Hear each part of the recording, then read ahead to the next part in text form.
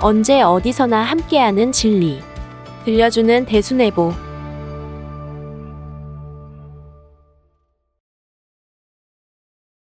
상제님께서 부친의 빚을 해결하시다. 상제께서 부친이 정읍의 박부자로부터 수백 냥의 빚 독촉에 걱정으로 세월을 지내는 것을 아시고 부친에게 50냥을 청하여 박부자의 집으로 찾아가서 갚으시고 그의 사숙에 모인 학동들과 사귀셨도다. 이때 훈장이 학동에게 시를 짓게 하니 상제께서 청하셔서 나군성시하시니 그 식격에 절묘해 훈장과 서동들이 크게 놀라니라. 박부자도 심히 기이하게 여겨 집에 머물러 그 자질들과 함께 글 읽기를 청하는지라. 상제께서는 마지못해 며칠 머물다가 부친의 빚을 걱정하시니 그는 이에 감동되어 증서를 불사르고 채권을 탕감하였도다. 행록 1장 17절은 상제님께서 부친이 박부자로부터 지셨던 수백 냥에 이르는 빚을 해결하신 내용을 간략하게 설명한 구절이다. 여기서는 부친께서 빚을 지게 된 배경과 박부자라는 인물에 관해 살펴보고 상제님께서 박부자로부터 부친의 빚을 해결하시는 과정에서 나타난 행적이 어떠한 의미가 있는지 알아봄으로써 이 구절을 이해하는 데 도움을 주고자 한다. 상제님께서 정읍의 박부자를 찾아가신 정확한 시기는 파악하기 어렵다.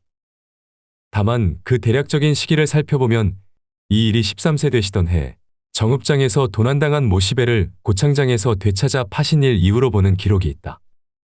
그리고 당시 사회 풍속에서 15세가 되면 호패를 차고 성인으로 여겨지던 때였던 터라 부친과 함께 빚을 갚아야 할 책임이 있을 것이기에 그 나이보다 어리셨을 것이다. 이러한 점들을 고려하면 상제님께서는 대략 13세에서 15세 사이에 박부자를 찾아가신 것으로 추정된다.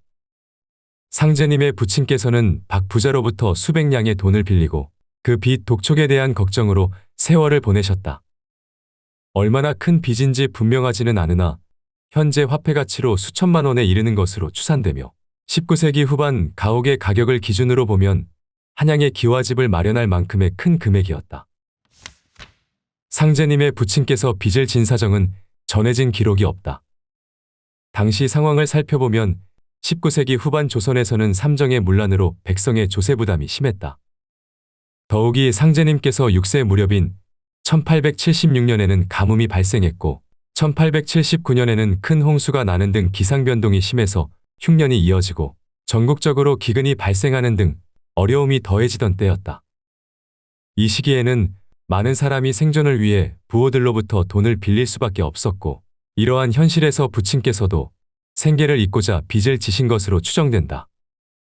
당시 사회는 빚을 갚지 못한 사람들에게 엄하였는데 채권자가 경무청에 고발하면 빚을 갚지 못한 채무자는 옥살이하거나 혹은 관아에 끌려가 수십 대의 태형을 받아야 했다.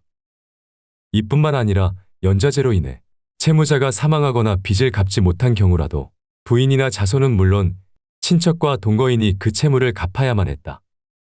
이러한 엄혹한 현실에서 도저히 빚을 갚을 수 없는 사람 중 상당수가 가족과 함께 야반도 주하여 유랑과 국어를 일삼는 거짓대가 되거나 일부는 산속의 화적패에 가담하여 도적질을 일삼기도 하였다. 이러한 정황을 볼 때 부친의 염려는 식솔의 앞날과 생사를 심히 걱정하는 가장의 무게이자 고충 때문이었을 것이다. 빚에 대한 걱정으로 여념이 없는 부친을 본 상제님께서는 50냥을 청하시고 박부자의 집에 찾아가겠다고 하셨을 것이다. 이때 만일 성인도 감당하기 힘든 큰 빚을 아직 어리신 상제님께서 갚겠다고 하셨다면 부친께서 얼마나 놀라셨을까. 특히 홀로 박부자의 집을 찾아가 빚을 해결해 보겠다고 하셨다면 평범한 소년이라 여기기 힘든 모습을 상제님께서는 이미 유년 시절에 보여주신 것이다. 상제님께서 찾아가신 박부자는 어떤 인물이었을까? 박씨 성을 가진 자로서 시기, 지역 및 주변 정황 등을 통해 추정해 볼 수 있는 인물들이 있다. 첫 번째로 시기를 고려하면 고북은 정읍현의 태안 박씨 가문에는 유명한 부자 3명이 전해져 온다. 먼저 사원 박민호가 있고 일제강점기의 전라북도 지역 유지로 조선총독부 중추원 참의를 역임한 박흥규, 호남중 고등학교 설립자인 박명규가 있다. 이 외에도 같은 시기 유명한 부자로 구산 박씨 가문의 창암 박만환이 있다.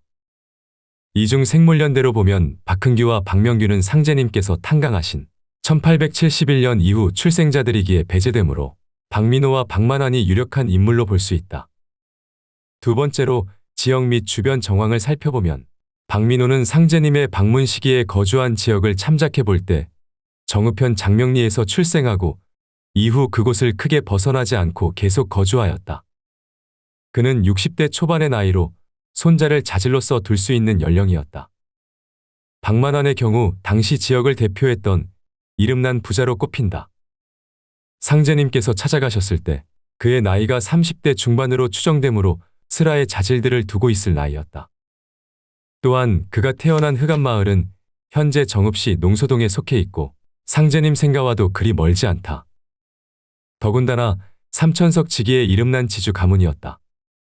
그러나 박만환은 1867년 나이 17세에 충남 아산의 전제 임원의 문화에서 간제 전후 등과 동문수학했으며 문과에 급제하여 1886년 의금부도사, 1890년 삼내 도찰방을 지냈고 영광군수에 임명되었으나 사양하고 낙향하여 1903년에 두승산에 영주정사를 지었다고 전해진다.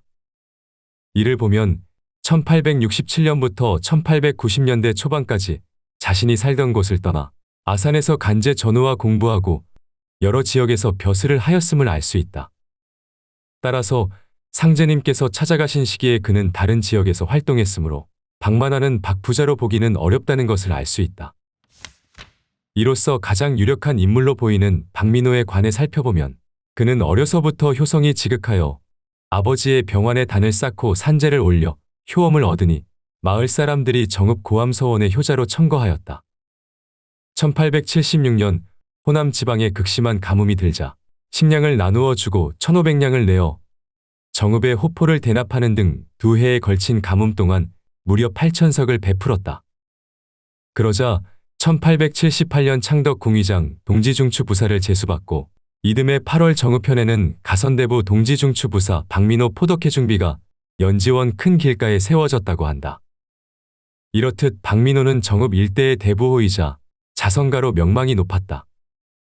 그러나 위 성구처럼 상제님의 부친께서 빚을 갚지 못해 고심하던 모습은 채무자로서 겪게 되는 일반적인 상황으로 짐작된다.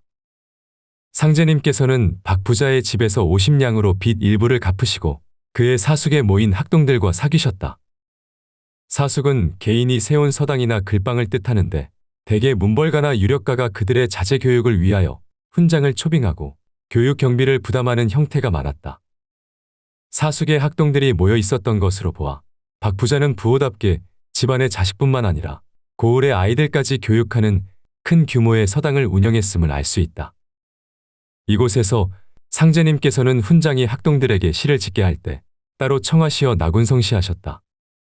운율에 맞추어 즉흥적으로 시를 지을 수 있으려면 상당한 수준에 이르러야 가능한데 상제님의 시격이 너무나 절묘하여 훈장과 학동들은 매우 놀랄 수밖에 없었다. 이때 지으신 상제님의 시가 무엇인지 전해지지는 않으나 7세 무렵 글방에 가신 어느 날 훈장으로부터 놀랄 경에 운자를 받고 원보공지탁 대오공천경이라는 시를 지으셔서 주위 사람들을 놀라게 하셨던 일화가 있을 정도였다.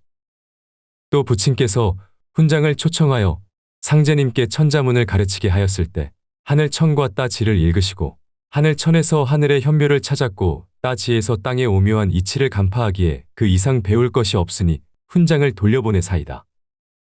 라고 말씀하신 일이 있다.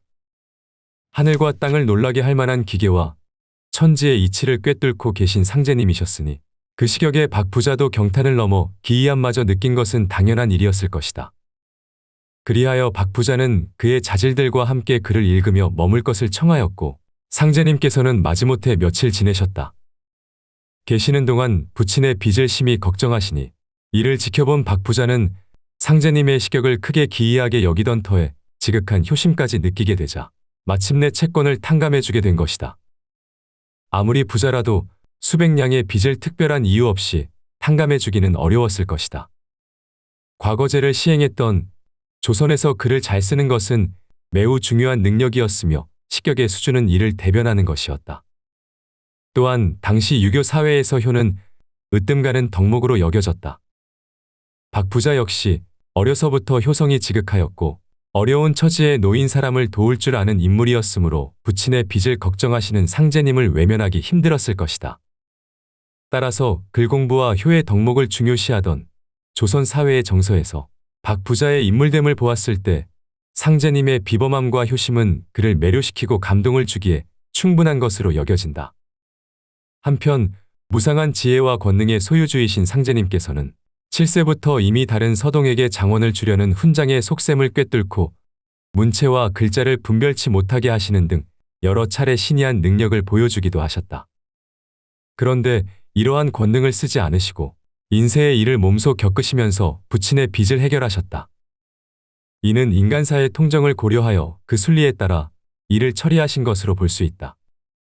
또한 훗날 인심과 속정을 살피고자 주유천하를 하시고 여러 종도의 말을 들으시며 세간의 실정을 살펴서 천지공사를 하셨다는 것과 연관되는 부분이라 할 수 있겠다. 상제님께서 부친의 빚을 해결하시다.